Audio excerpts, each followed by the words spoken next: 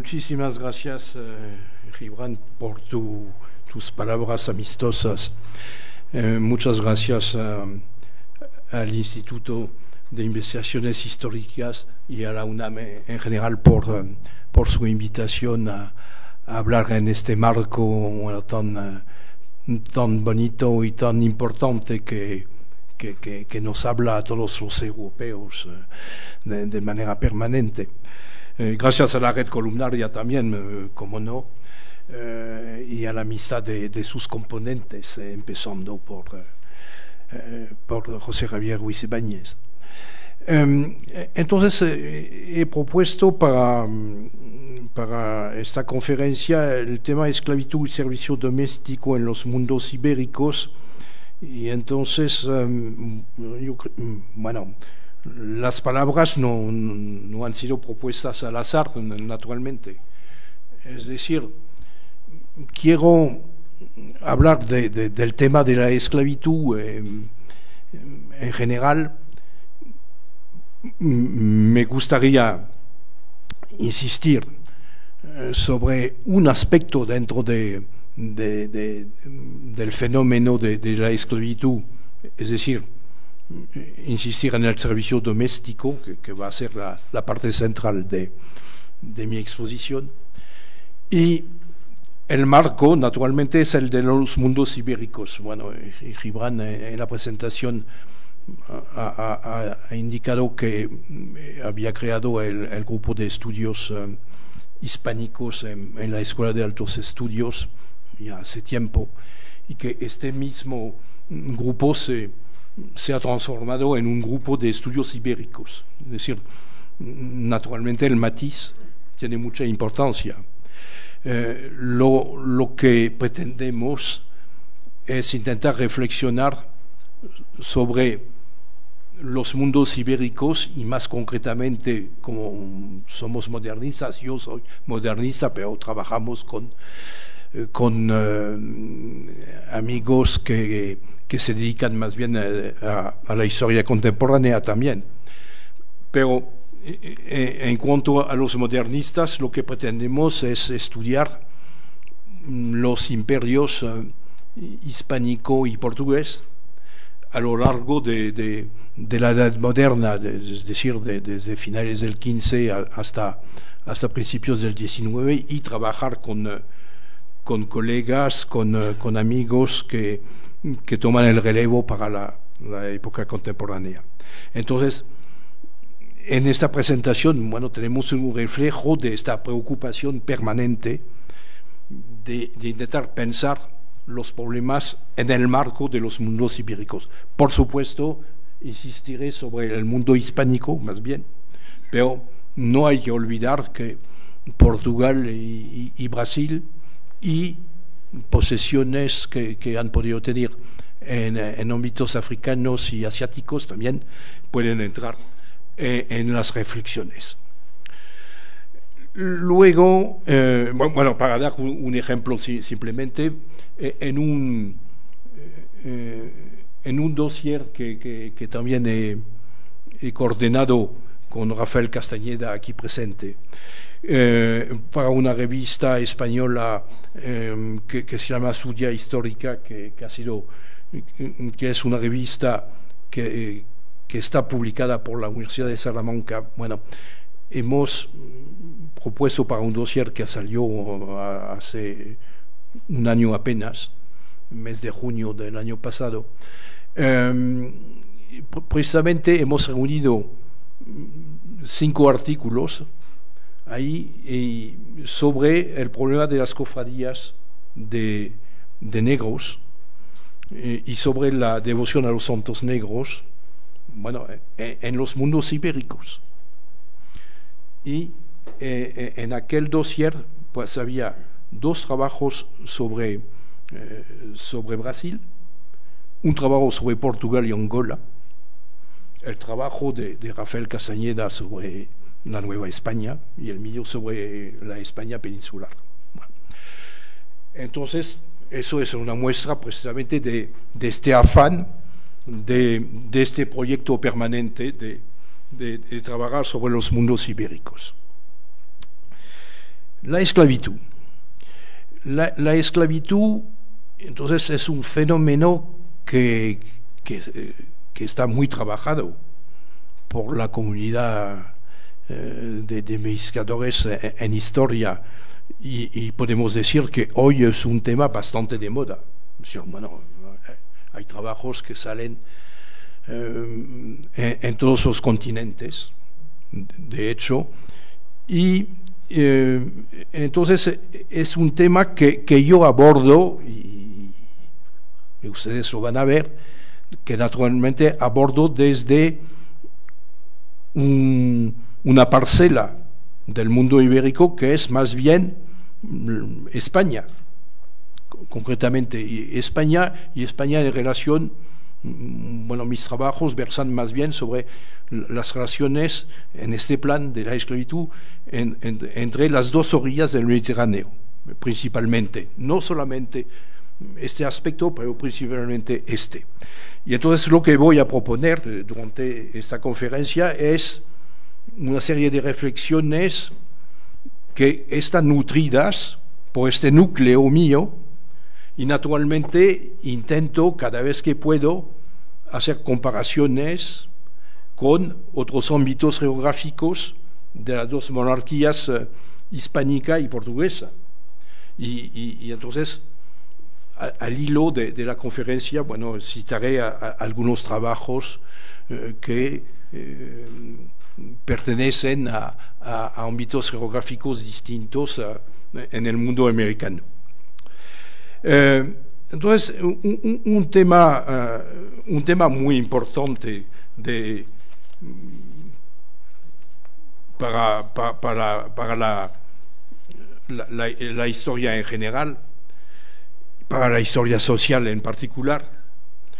Y entonces, concretamente, podemos mirar que es un tema que se va desarrollando muchísimo últimamente, porque en el caso de la Nueva España, bueno, al principio, que yo sepa, me puedo equivocar, y bueno, en el momento del diálogo que vamos a tener podemos rectificar, naturalmente. Yo creo que tenemos que partir, bueno, del trabajo de Gonzalo Aguirre Beltrán, que es el primer libro clásico sobre la población negra, que es su título, La población negra en México, que ha sido publicado en 1972. Y luego el gran clásico es naturalmente el libro de Silvio Zavala sobre los esclavos indios en Nueva España, es decir, publicado en 1981. Eso, bueno, son los dos grandes libros que han marcado pautas, pero vemos que en las dos últimas décadas se han multiplicado muchos trabajos y precisamente todos nos han enseñado que la esclavitud, que bueno, cuando yo era un estudiante, un joven profesor, pues apenas se hablaba de la esclavitud, en particular en Nueva España. Había pocas referencias, la que acabo de citar sin más, bueno, que finalmente son de los años 70-80, sin remontar mucho más. Y entonces, hoy sabemos que la esclavitud ha sido un fenómeno muy importante de la historia de la Nueva España a lo largo de los siglos, es decir, desde los primeros momentos de la llegada de los españoles en el siglo XVI, y que ha sido continual hasta el siglo XIX. Y entonces podemos hacer comparaciones entre la situación de Nueva España y la situación de la España peninsular, porque de hecho, y voy a tomar esos dos ejemplos simplemente porque me parece oportuno aquí en el marco donde estamos, pero que podríamos extender a otros espacios del mundo americano. Entonces, podemos comparar porque en cuanto a procedencias de esclavos tenemos muchas similitudes. Sabemos muy bien hoy que en la Nueva España hubo, esclavos ya anteriormente a la llegada de los españoles en el siglo XVI. Entonces, esta presencia de los esclavos era una presencia de esclavos nativos, y a pesar de las prohibiciones de Carlos V, digamos, sabemos hoy que que se han mantenido en la Nueva España, se ha mantenido la esclavitud de nativos. En particular, a través de un concepto que es el de justa guerra, que es un concepto que no es peculiar de Nueva España, que es un concepto, yo diría, universal, que naturalmente se ha aplicado en todos los territorios de la monarquía hispánica y también en la monarquía portuguesa.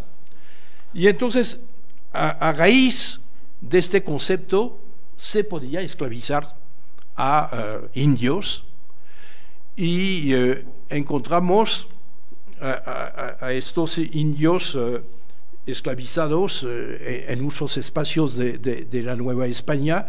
Y podemos, por ejemplo, ver trabajos, estoy pensando en trabajos de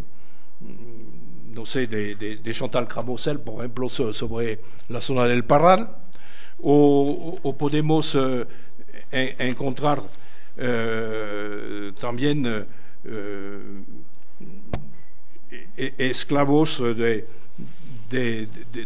otras zonas de la zona, por ejemplo, de la zona de México, y entonces la podemos comparar con lo que existía en España.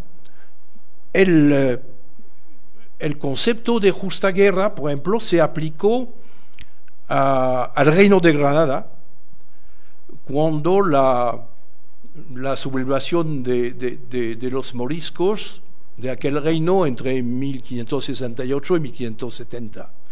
Los moriscos del Reino de Granada, que no son los moriscos de los cuadros de las castas que conocemos aquí, los moriscos son los descendientes de musulmanes que han sido convertidos a principios del siglo XVI. Entonces, los moriscos son, podría decir, como los indios de España peninsular. Hay una similitud absoluta. Y entonces, cuando hablaba de otros territorios de la monarquía, de otros territorios americanos, por ejemplo, se ha leído, en Santiago de Chile hace un par de meses, una tesis sobre la esclavitud en La Plata, es decir, en la ciudad que era el lugar donde estaba sentada la audiencia de Charcas. Y entonces, la tesis constituye un trabajo sobre la esclavitud en una zona andina, bueno, muy precisa. Y entonces, en aquel trabajo hay un estudio precisamente de la esclavización de los chirigüenos en particular, es decir, de unos grupos de indios de la zona de la audiencia de Charcas, que estaban esclavizados a base del concepto de justa guerra, precisamente. Y los encontramos muchos en la ciudad de La Plata, es decir, en el actual Sucre. Bueno, podríamos naturalmente extender la reflexión a otros ámbitos geográficos. Entonces, es un fenómeno general que entonces nos enseña la complejidad del fenómeno de la esclavitud. Naturalmente, la procedencia mayor de los esclavos es África. Y lo mismo, es decir, que hay africanos esclavizados en todos los territorios de la monarquía. En todos, y no hay que olvidar que este fenómeno de la trata existía ya en la Edad Media y que a través de las rutas de caravanas mucha gente estaba transportada desde el África subsahariana hasta los puertos del Mediterráneo, y desde ahí, bueno, dispersados en territorios europeos. Bueno, una parte se quedaba naturalmente en el norte de África, pero otra parte estaba vendida y terminaba en lugares europeos y particularmente en la península ibérica. Entonces, este fenómeno de la trata, que era una trata finalmente que funcionaba por vía terrestre, principalmente, conoció una aceleración, si podemos emplear esta palabra, cuando los portugueses empezaron a controlar sitios a lo largo de las costas africanas. Y entonces la principal corriente de la trata fue, a partir de mediados del siglo XV, una corriente marítima. Y no hay que olvidar que casi durante todo el siglo XVI, todavía, la trata aquella trata ha sido más importante hacia Europa que hacia América. Y entonces, bueno, sabemos lo que fue luego la trata africana. Bueno, los investigadores, bueno, se han puesto más o menos de acuerdo para decir que a lo largo de los siglos, entre el XVI y el XIX, se han transportado entre 12 millones y 15 millones de africanos en el continente americano. Pero a estos muchos millones hay que añadir el millón probablemente de africanos que han sido llevados desde África hasta Europa.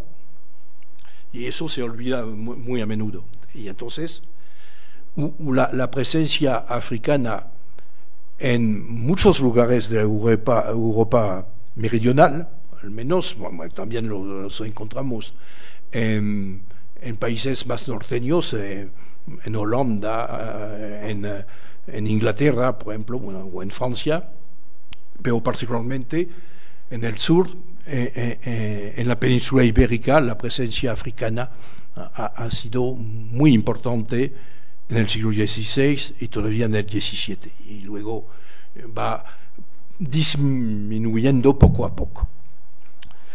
Entonces, podemos comparar así los nativos esclavizados, los africanos, y yo diría también los asiáticos.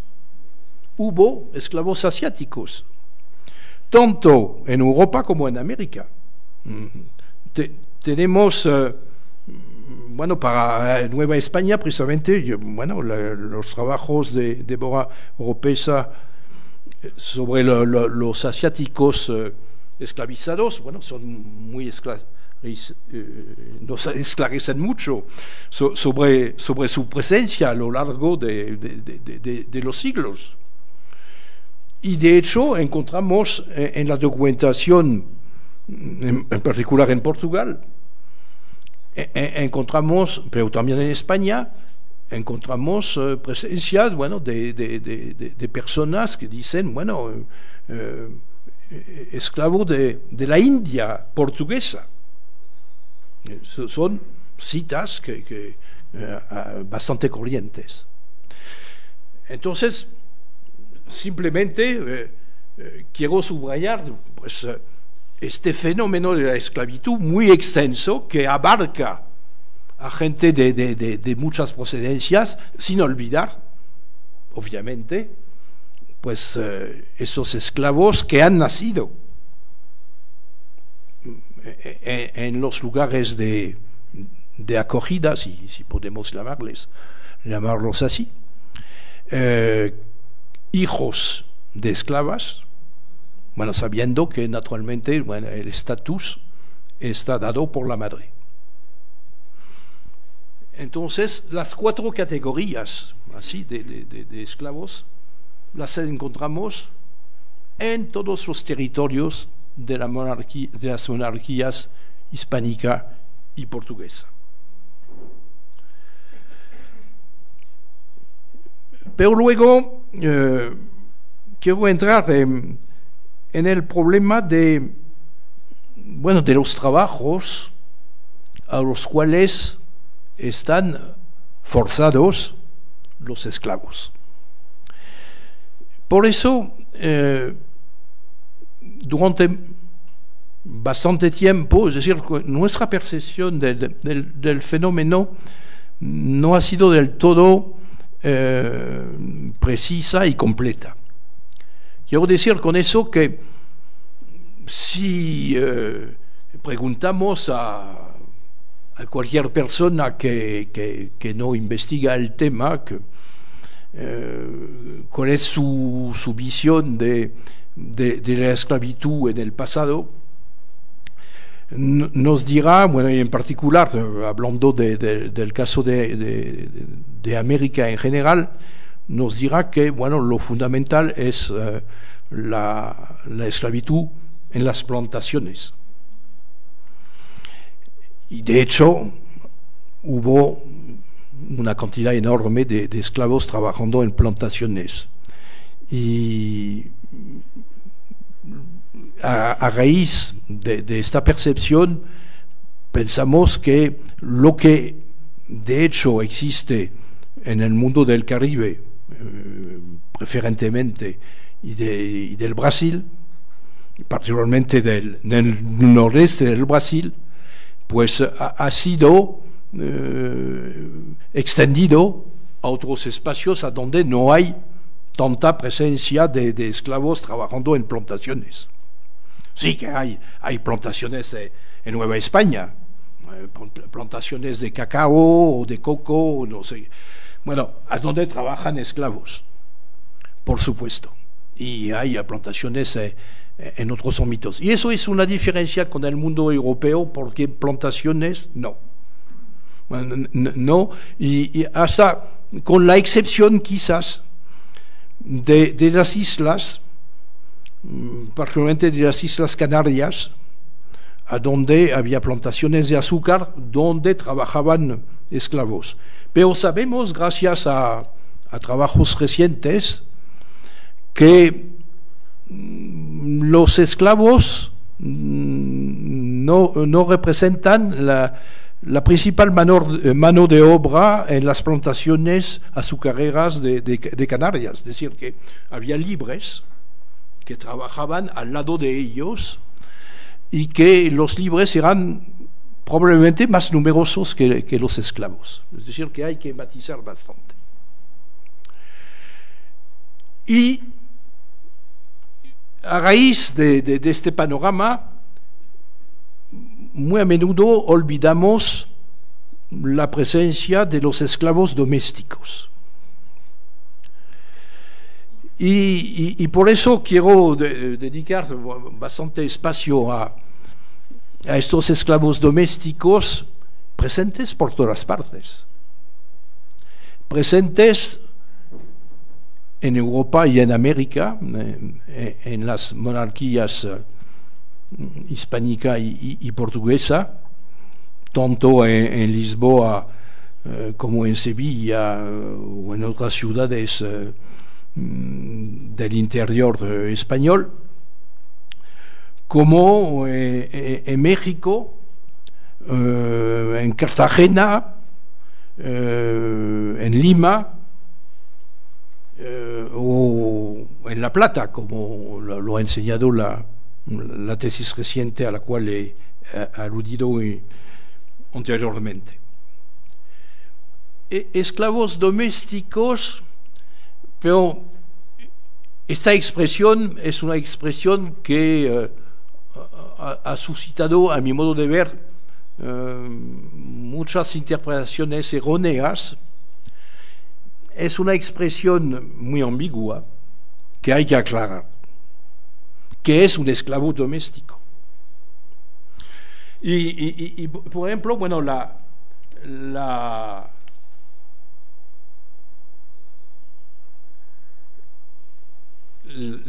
tesis sobre La Plata, encontramos, por ejemplo, una frase que nos enseña, bueno, la dificultad de definir lo que es el esclavo doméstico y más allá el servicio doméstico. Es decir, que son dos expresiones difíciles de definir. Cito: las múltiples tareas que las esclavas, se trataba de las esclavas en ese caso, desempeñaron suelen ser englobadas en el calificativo de servicio, aludiendo sobre todo al servicio doméstico, que no era considerado un oficio. Pues esta frase plantea muchos problemas.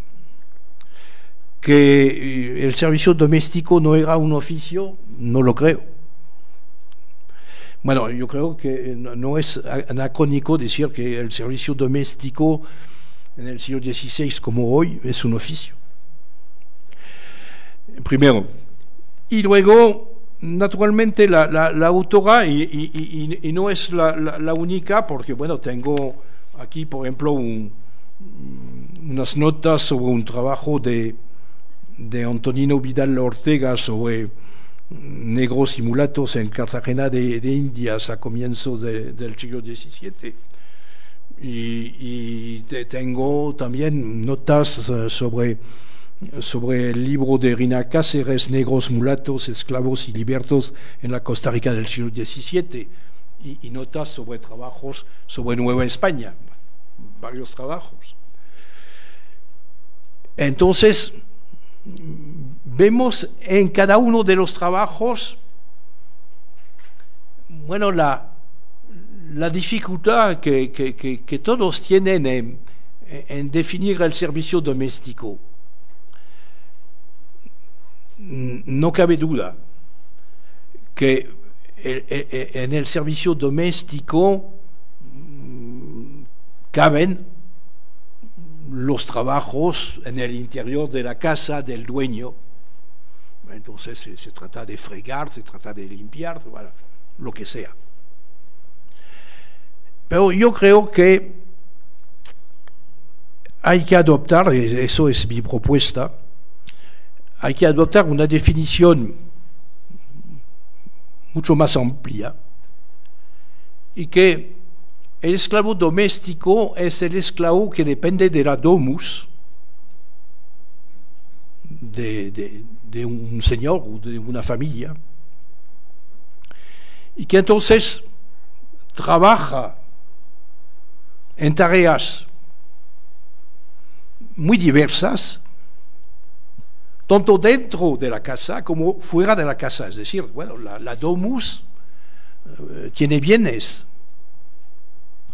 y entonces en función de las necesidades del dueño se exige del esclavo trabajar, a veces dentro de la casa, y cuando se habla de dentro de la casa, bueno, se puede tratar simplemente de la limpieza de aquella casa, pero bueno, es el trabajo de, bueno, la costurera, la esclava que va a hilar los tejidos, en fin, bueno, son trabajos muy dispares, pero la misma esclava, estoy pensando en las mujeres esclavas, pueden estar llamadas en trabajo en el campo, en faenas agrícolas, bueno, muy dispares también, en función, bueno, de las necesidades del momento del año, por ejemplo.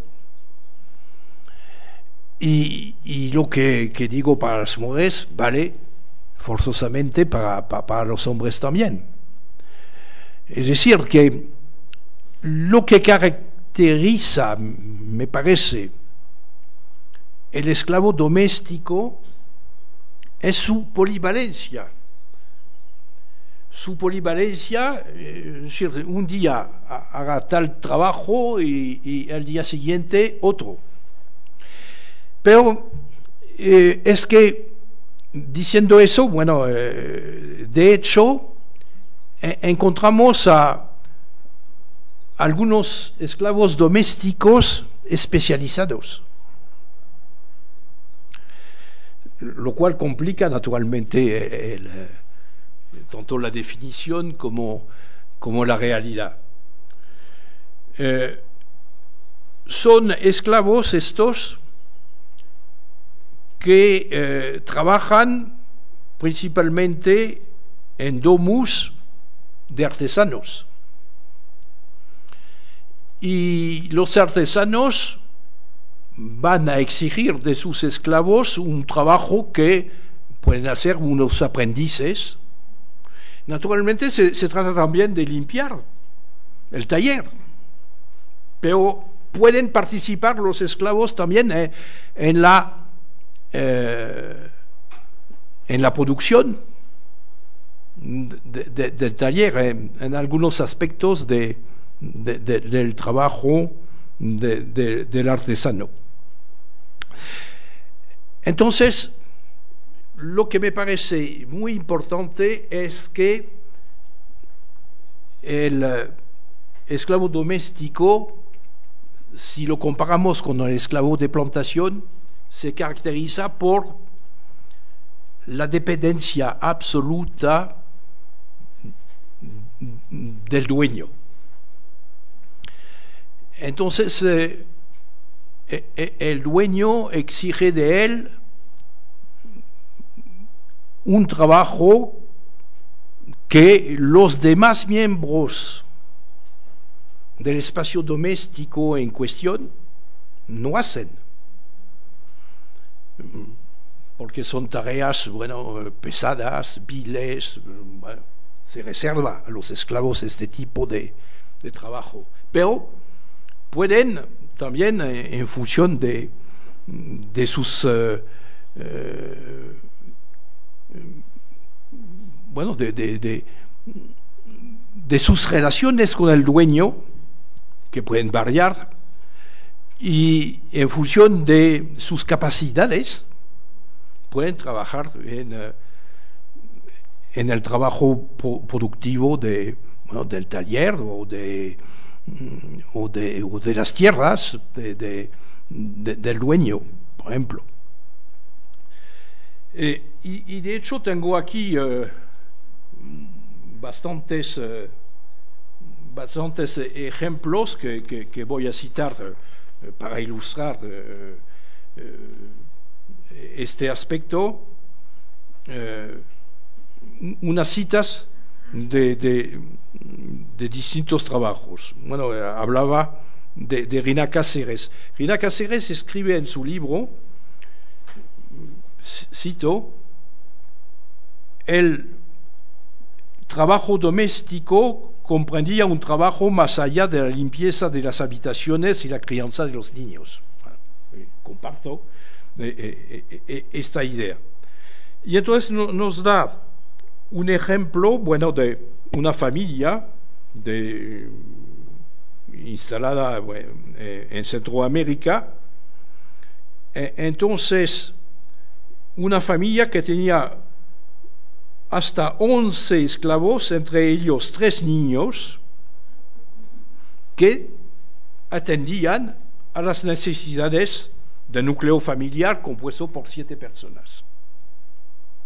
Y trabajaba, según los días, en las tierras que poseían, tierras donde en particular guardaban el ganado vacuno que tenía esta familia. Y bueno, se puede añadir que a la muerte de los jefes de familia, bueno, la pareja que estaba al frente de estos esclavos fueron distribuidos. 2 han sido manumitidos y otros han sido vendidos para el pago del funeral de la pareja. Eso es un buen ejemplo de cómo estaban considerados.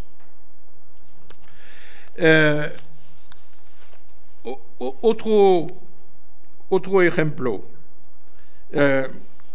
caso de La Plata. Entonces, una familia en 1629 que contaba con 3 casas en la ciudad de La Plata y tenía 2 haciendas también. Entonces, tenían ganado y el trabajo estaba realizado por una serie de trabajadores, entre ellos 4 esclavos, 3 hombres y una mujer, que entonces sabemos que trabajaban en el campo y a veces, bueno, la limpieza, la cocina, la atención a los niños, etc. Bueno, la polivalencia absoluta. Bueno. Entonces, yo creo que esta dependencia absoluta del Señor es fundamental y acabamos de ver quizás un último ejemplo que es uno de Cartagena de las Indias. Según el testimonio de un médico, Juan Méndez Nieto, en 1607, pues él dice, llevaba, cito, en la flota del nombre de Dios, para mi servicio, mi negra, la cantora, que fue de más precio y mejor habilidad que ha habido en Indias, porque además de ser criolla, bien entendida y hablada, de edad de 25 años, grande costurera y lavandera, cocinera y conservera, tenía una voz más que humana. Es decir, que, bueno, según las calidades de cada uno, pues se puede utilizar al esclavo. Bueno, en Morelia, en Jalapa, en Veracruz, sabemos que había mujeres cocineras, parteras, amas de leche, etcétera, curanderas, en fin. Decir que los esclavos y las esclavas pueden participar en muchas actividades, y por eso insisto sobre el tema de la polivalencia. Entonces, eso significa un aspecto, una consecuencia de esta situación, una consecuencia fundamental es la plasticidad del fenómeno de la esclavitud doméstica. Quizás podemos discutir, pero quizás es una gran diferencia con el esclavo de plantación. Entonces, una plasticidad que viene de este carácter decisivo de la relación que puede tener el esclavo doméstico con su dueño. Es totalmente dependiente de él. Decía antes que entre dueño y esclavo puede haber muy buenas relaciones. Y de hecho, se ha insistido demasiado en este aspecto. Durante mucho tiempo se nos ha dicho, y en particular, se nos ha dicho que los esclavos domésticos que estaban considerados como miembros de la familia a donde estaban situados. Entonces, esta reflexión me parece muy cuestionable. Y entonces, me parece cuestionable porque, y lo hemos visto con el ejemplo que he citado, de estos esclavos, siete que han trabajado en una casa durante muchos años, 2 están manumitidos al momento de la muerte de los dueños, con lo cual, es un caso, efectivamente de buenas relaciones, podemos pensar. Pero voy a volver sobre eso. Y los demás han servido para pagar el funeral. Entonces, tenemos que pensar estas relaciones y cómo intentar examinarlas a partir de lo que nos indican los documentos. Porque cuando se hablaba de miembros más de la familia, los que han escrito en este plan han insistido sobre las indicaciones que encontramos en los testamentos, y precisamente la manumisión que aparece en bastantes casos de esclavos domésticos. Entonces, con unas palabras corrientes, diciendo por el amor que le tengo, en fin, por el servicio que me ha dado, etcétera, etcétera. Encontramos estas expresiones en los testamentos. Pero luego, cuando examinamos las condiciones precisas del testamento, es decir, las condiciones del esclavo en el momento del testamento, podemos tener dudas. Por ejemplo, y eso lo encontramos en particular en España, encontramos casos de dueños que mueren y, bueno, antes de morir deciden conceder la libertad a su esclavo, pero luego, gracias a distintos documentos, nos enteramos que se trata de su hijo, que él ha tenido con una esclava suya. O otro caso que es bastante frecuente, que el esclavo al cual se da la libertad es una persona que tiene 60 años, cuyas fuerzas han declinado mucho, que ya no sirve para gran cosa, y nos podemos preguntar cuál va a ser su porvenir.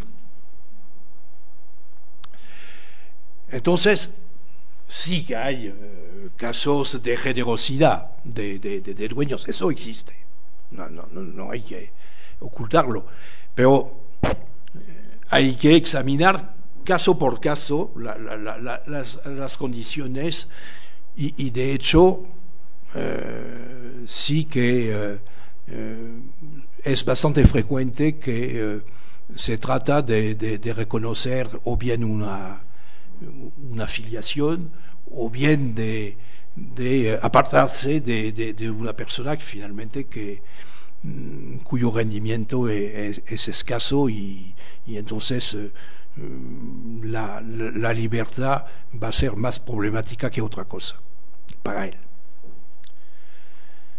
Así que entonces tanto como en el trabajo, bueno, y para volver sobre el trabajo, como decía que hay que comparar,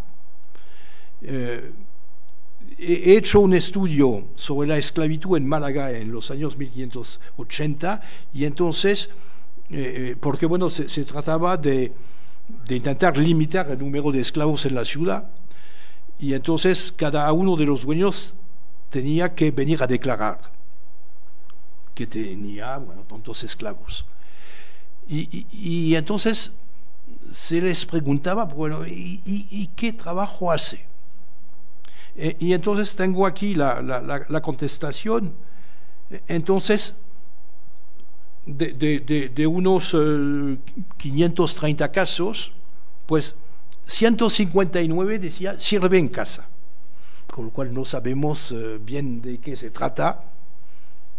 Puede que el declarante quiera indicar que bueno, se trata de un trabajo bueno, en el interior de la casa clásico, bueno, sin más, quizás. Pero 139 dice, o bien, hace un trabajo mixto. ¿Qué es el trabajo mixto? Bueno, trabajo dentro y fuera de casa, precisamente. Dicen casa y campo, 41. Casa, ciudad, 1. Casa, campo, jornal, 6. Jornal, campo, 4. Casa, jornal, 17. Bueno. Entonces, aquí, si cito este documento ahora, es que precisamente tiene repercusiones sobre la salida de la esclavitud. Acabo de hablar de los testamentos, que es una de las vías. Pero hay otra vía, que es la vía del jornal, lo que el documento dice jornal. Hay documentos, en particular en España, que hablan de esclavos cortados.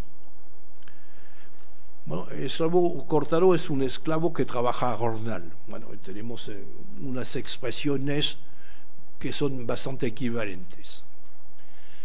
Entonces, y por eso hablaba de plasticidad. Entonces, y vemos en el caso de los esclavos domésticos, cómo hay una posibilidad de salida del estatus a través de unos acuerdos, de unos compromisos entre el dueño y el esclavo, precisamente. Por eso insisto sobre esta dependencia del dueño para definir el esclavo doméstico. Entonces se trata simplemente de dejar al esclavo trabajar fuera de la casa, totalmente fuera de la domus, esta vez. Es decir, un trabajo ajeno a la domus de su propietario. Entonces, muy a menudo en Sevilla, en Málaga, en Valencia, yo creo que en Veracruz o en Cartagena, trabajan esclavos en el puerto, que están contratados para cargar y descargar, por ejemplo, bueno, tareas muy pesadas, que le permiten ganar un sueldo, un jornal, cuyo jornal en parte irá al dueño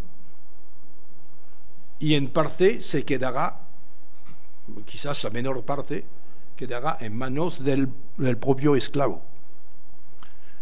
Con lo cual, el esclavo puede constituir un peculio poco a poco, mientras el dueño recupera su inversión, que lo que le ha costado la compra de esclavos. Sabemos que el esclavo, un esclavo cuesta una cantidad de dinero bastante importante que no está al alcance de cualquiera. No voy a insistir sobre el mundo de los propietarios, pero bueno, en dos minutos se puede decir que los dueños esclavos domésticos pertenecen a todas las ramas de la sociedad, pero naturalmente la gente más pobre no puede acudir a la compra de un esclavo, salvo si, y eso en Europa lo encontramos, si por una razón u otra hay una avalancha de esclavos en el mercado que permite lo que he llamado, entre comillas, la democratización, bueno, temporal de la posesión del esclavo. Pero normalmente son, bueno, la nobleza, miembros de la iglesia, bueno, iglesia seglar y iglesia regular, conventos. Sabemos que en Nueva España, bueno, todos los conventos tienen esclavos. Por otra parte, mercaderes, labradores, artesanos, bueno, que tienen cierta riqueza. Eso es el mundo de los dueños, en general por todas partes. Entonces, así que los dueños recuperan una parte de su inversión, porque bueno, tener un esclavo es una inversión naturalmente costosa, y cuanto más recuperar, bueno, la inversión, mejor para el dueño. Y para el esclavo se trata de reunir, si es posible, la cantidad que ha sido negociada con el dueño para obtener la libertad. Y de hecho, vemos así por todas partes esclavos que pagan el precio de que muchos documentos hablan como el precio del rescate. Entonces, mucha plasticidad. Pero hay que ver, y eso nos dice mucho sobre lo que representa la dependencia del esclavo acerca de su dueño, de su amo. es que cuál sea la vía de la libertad conseguida por el esclavo, sea por vía de testamento del dueño, sea por rescate, rescate que puede ser también conseguido por familiares del interesado, del esclavo, o por las cofradías, a través de las cofradías que también pueden intervenir. Cual sea la vía, muchas veces hay condiciones impuestas por el dueño. Es decir, que sí, yo concedo la libertad a Juan o a Isabel, pero continuará trabajando en mi servicio durante X años, 5, 10, en fin, bueno. O, si se trata de un testamento, continuará trabajando, bueno, al servicio de mi hijo, de mi hija, bueno, de mi esposa, en fin, bueno. Y entonces es muy interesante esta figura, porque, en fin, vemos como el esclavo doméstico sale de manera paulatina de su condición de esclavo, es decir, que hay grados así, y pasa de un estatus de esclavo a un esclavo cortado, luego al estatus de libre, de manera escalada, así, y entra y pertenece a toda su vida, generalmente, al mundo de la dependencia. Por eso hablaba depende de su dueño, pero bueno, seguirá, aunque libre, dependiendo. Y de hecho, en muchas casas encontramos a gente libre, bueno, sirviendo, como criados, llamados criados, mozos. Bueno, hay todo un vocabulario muy interesante, que no solamente tenemos a cocheros, mayordomos, no sé qué, bueno, que se ha puesto mucha énfasis sobre, bueno, una jerarquía dentro de los esclavos también, pero bueno, eso es la mínima parte. Y entonces, bueno, los trabajos que hacen los libres dependientes son bastante semejantes a los dependientes esclavos. Es decir, este estudio del esclavo doméstico nos hace entrar en el mundo muy numeroso de las sociedades del antiguo régimen, en el mundo de la dependencia. Yo creo que hay que pensarlo de esta manera. Para terminar, ya veo que es tiempo, dos cositas. Bueno, una, bueno, sobre la cual quiero insistir, es muy necesario comparar las situaciones de estos esclavos en los distintos territorios de las monarquías, porque bueno, para dar un ejemplo también de lo que existe en Brasil, estoy pensando en los trabajos de Eduardo Paiva, por ejemplo, sobre la coartazo. Bueno, el cortado, la misma palabra en portugués, en la zona del Minas Gerais, en el siglo XVIII. Es decir, que, bueno, son fenómenos generalizados, y tenemos los americanistas que están atentos a los trabajos que se hacen sobre espacios de Europa, y los que trabajan sobre espacios europeos están atentos a lo que se está haciendo en América. Eso me parece, la comparación es totalmente necesaria. Y bueno, precisamente en la red columnaria queremos pensar la monarquía en todos sus territorios, y eso en el ámbito de la esclavitud como en otros. Y para dar un ejemplo, bueno, ilustrativo de lo que he querido presentar, pues toda la sociedad participaba de estos fenómenos. Y entre ellos, Diego de Velázquez, el pintor. Diego de Velázquez tuvo esclavos, como muchos de los artistas de la época. Murillo tuvo, bueno, etcétera, etcétera. Valdés Leal, bueno. Pero Velázquez tuvo un esclavo, bueno, muy conocido, porque, bueno, le conocemos como Juan de Pareja. Y Juan de Pareja fue un buen pintor, es decir, que trabajó en el taller de su dueño. Es decir, bueno, que Velázquez, bueno, no le gustaría que hablara de un artesano, pero era un artesano. Y entonces tenía esclavos en su taller.